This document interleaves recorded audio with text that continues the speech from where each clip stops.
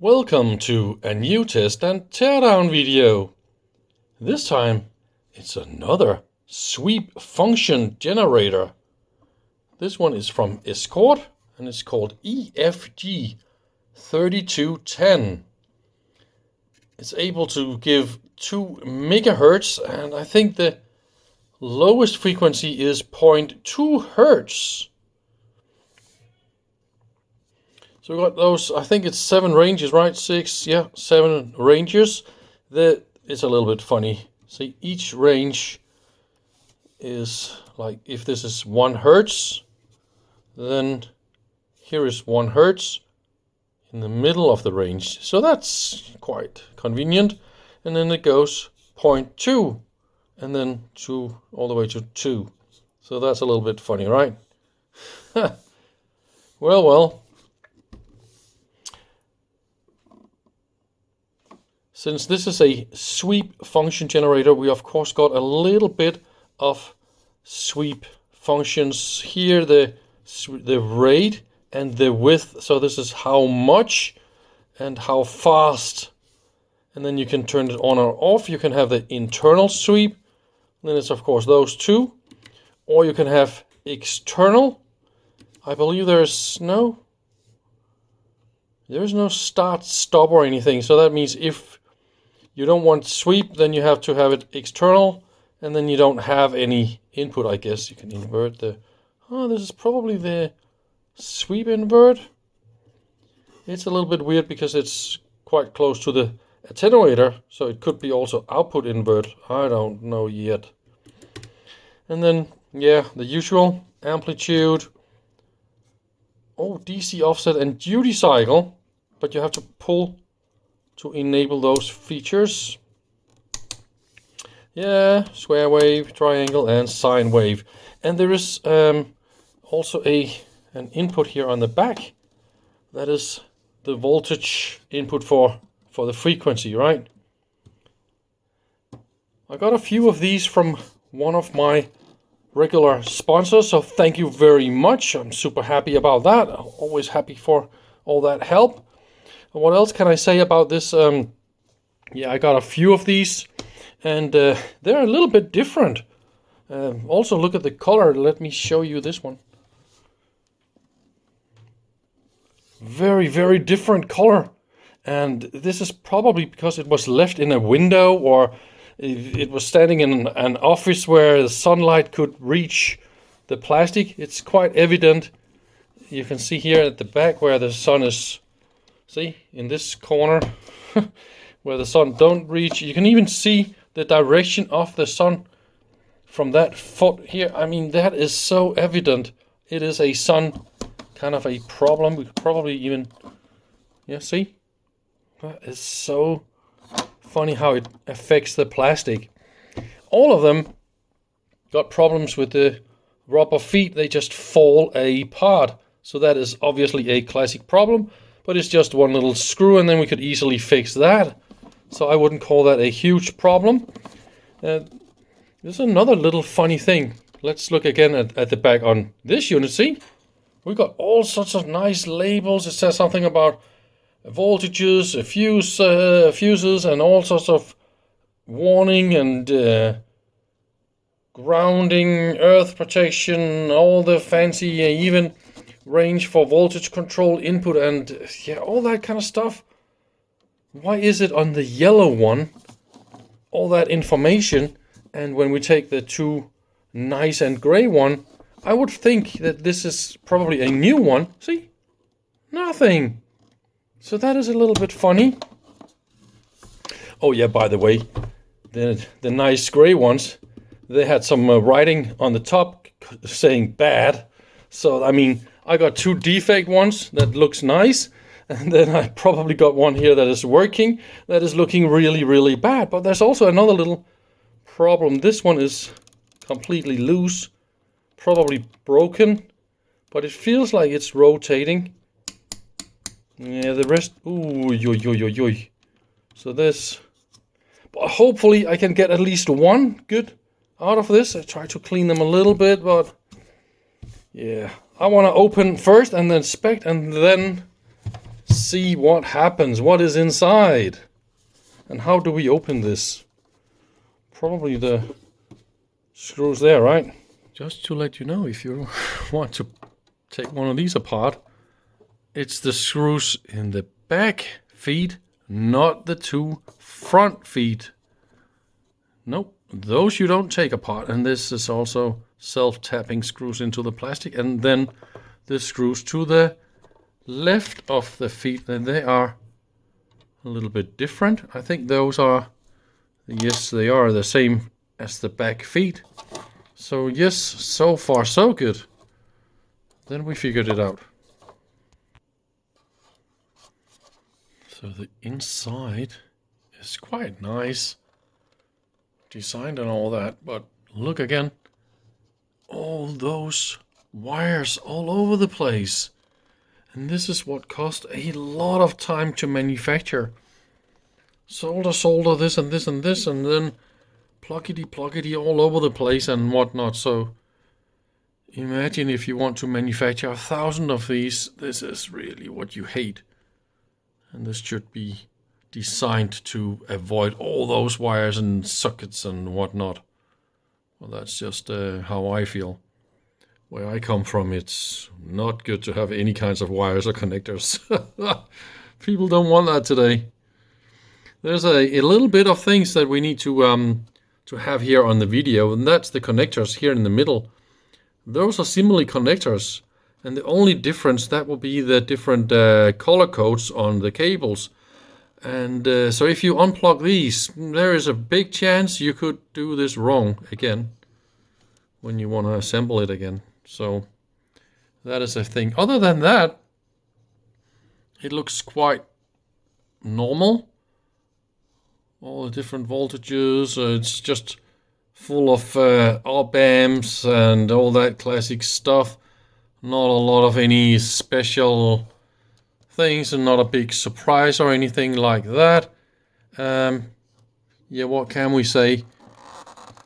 That will be the output amplifier, and this is all the pre-amplification. That is the amplitude, and that will be output, and it goes to the switch here with the attenuator, and then it goes to the output. I guess that will be how it is, more or less, right? And then we got, of course, all the shadow switches for all the frequencies and all the different capacitors around down there. Capacitors, resistors, timing for the different frequency ranges. Not a big surprise. Oh, by the way, did I mention the screws? They are not metric, so you want to save them and be careful not to lose them. So that is a little thing to mention. Yeah, I think the two designs here, they are a little bit different. See, this is the yellow orange nasty one, and look at the transformer here. Even more cables, connectors and whatnot. And you also see the voltage selection down there. You can probably read, it says 230 as the last one, right? So that is, I think this is more or less the only difference I see from this model. And this one got to be the new one. So the transformer is directly on the circuit board. They removed some connectors and cables and all that kind of stuff, because that is not what you want. And now you have the voltage selector. Here, come on, man. Now it goes to 240. And this is a more modern voltage. So I will have to take this and move it to 240. And I will move the old one to 230. So we are ready.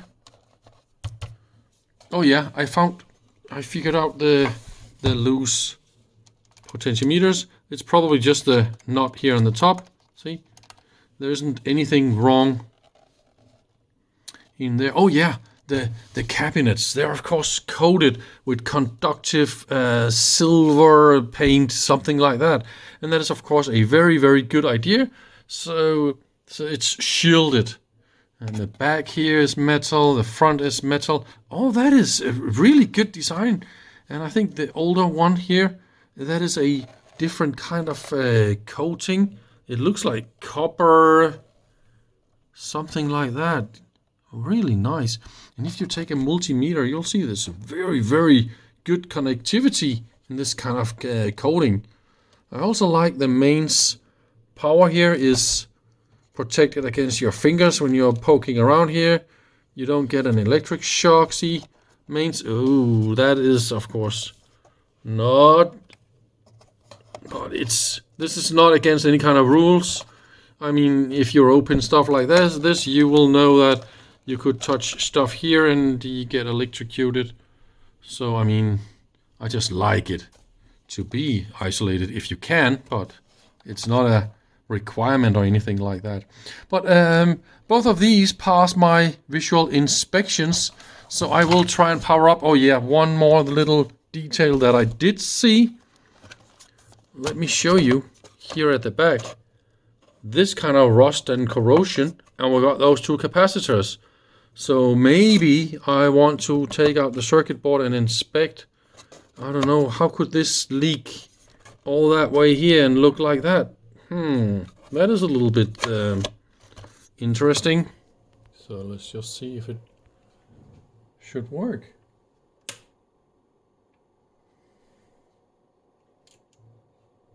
So far that looks good. And we have not selected any type of output waveform. So this is sine wave. Ah, that is the synchronization output. Ah, that is really nice. I kind of like that. So if you don't select any output, you don't get any output. Wow, how nice. Ooh, we got a lot of DC offset on the sine wave here. And that is the amplitude. And then the clips. This is normal, all this noise. We just need to clean that a little bit. And then this one. See, this one is good. When it comes to the offset, how about this? Okay, so you need to pull. So that is DC offset. Let's see if it's also, yes, it's also DC offset for that one. And it's also DC offset for that one. See, that is really funny.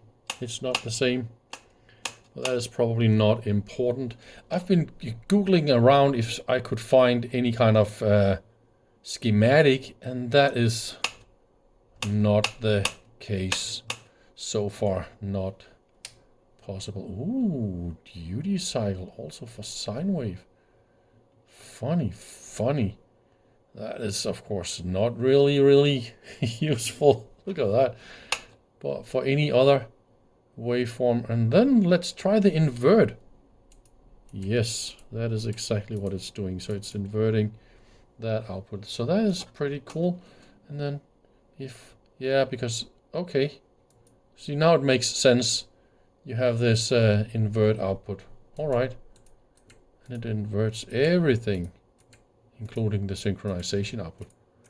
So I kind of like that. So far, so good. So one of them seems to be working. And I will, of course, test all the different ranges and see what happens.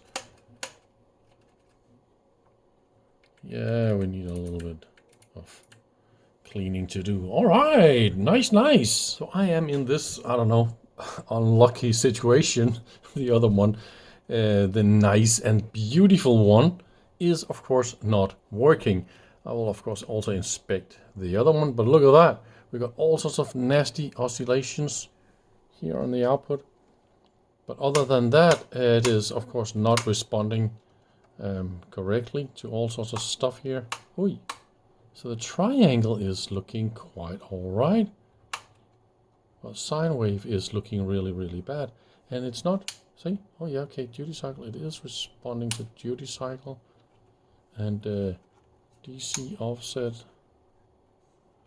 Well, there is definitely some unstable behavior going on here. And that is something I want to try and play around with. Oy. That is... Here you go. Now you can really see the unstable, funny stuff going on, right? So it's a high frequency of unstable behavior. And has it something... No, oy. This is the sweeper. So it has something to do with the See some unstable frequency modulation going on here. And I think it's quite lucky that I got one that's not working and I got one that is working, but I have no schematics, so I should be able to probe around and figure out how it works. And yeah, it's gonna be fun. Probably you could use this for all sorts of interesting experiments. See, we got a chaos generator. We can make all the most fantastic pulses and fantastic modulations. Oh, look at that. So what the heck is going on? And I was trying to see if I could figure out how to, see, you can beat it. So all sorts of frequencies where it goes stable and unstable. Yeah, that is funny. Here you go. And here's the last one, and it is exactly the same error with this unstable oscillation kind of crap here. So, I mean, once I figured this out, I'll be able to solve both of them in one go. So that is something I totally like. Great, let's do it. So here's what I do. I got both of them lined up, exactly the same settings, side by side. One is good, one is bad. And then I have a third channel where I can compare stuff. But it's like in the second try, of course I find it. It's that easy. And I want to show you what is going on here. So the power supply, and that's just always how it is, man. You want to verify you got the voltages right. So this one is a 7815. So this one is the positive, and that one is of course nice and fine and stable. And the negative, they are using a transistor and some other funny stuff around here to make a negative supply. And in the good unit, this one is nice and fine and stable and all is fine. In the bad unit, this one is nasty oscillating or something like that. We got all the nasty noise coming out of that one, and I want to show you. It's first I want to show you the collector. See, this is the unregulated input voltage. And then the output, see, nasty noise. And that is, of course, confusing everything and added all to everything. Yeah, bad stuff. So I want to fix that negative regulator. So what is that? This is a nice, clean, stable sine wave from the bad one. Ha ha. I think it's all right to have a little celebration and a little up and running about that. I mean, come on, it's okay. We can be happy when we're doing good. So, here is my little fix. See, the 7815, that is the positive. This one is nice and stable, and they used a tip 32C PNP transistor and some resistors, signals, and all sorts of funky stuff here, and none of that seems to be working.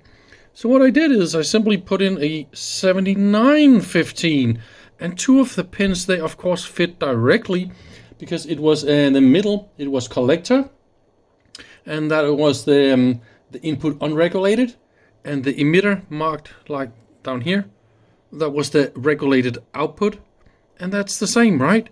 So all I needed was the ground for my regulator to go to ground right there. And that capacitor here, that was a 10 microfarad. I put a big SMD ceramic on the back side here first, just to see if that would help, if the capacitor would have been defective, and that had absolutely no effect whatsoever. They do run quite warm, these regulators, and that was definitely because the voltage selector was wrong. So you need to remember to put it from 220 to 240, because the primary side was way too high. So the voltage regulators, they run way too warm. So of course now it works.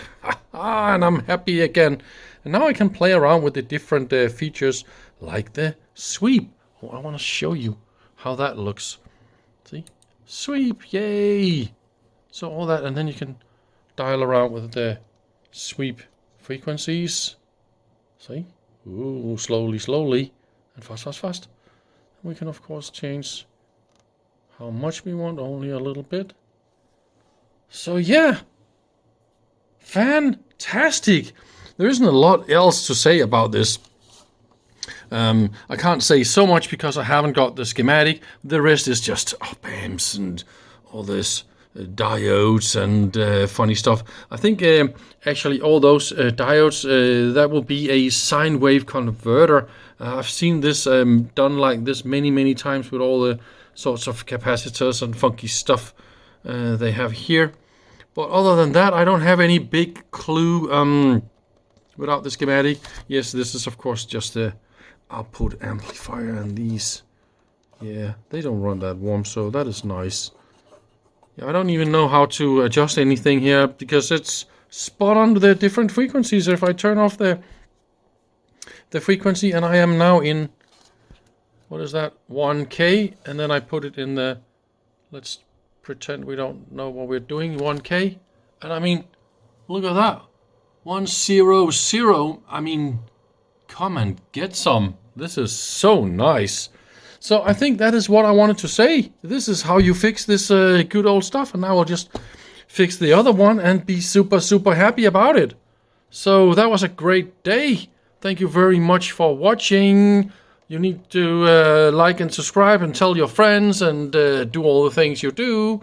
And thanks again for this super nice sponsor. For yeah, to all my nice and friendly sponsors, that always helps me. I'm so happy you help bringing in all sorts of cool equipment I can play with. Bye bye.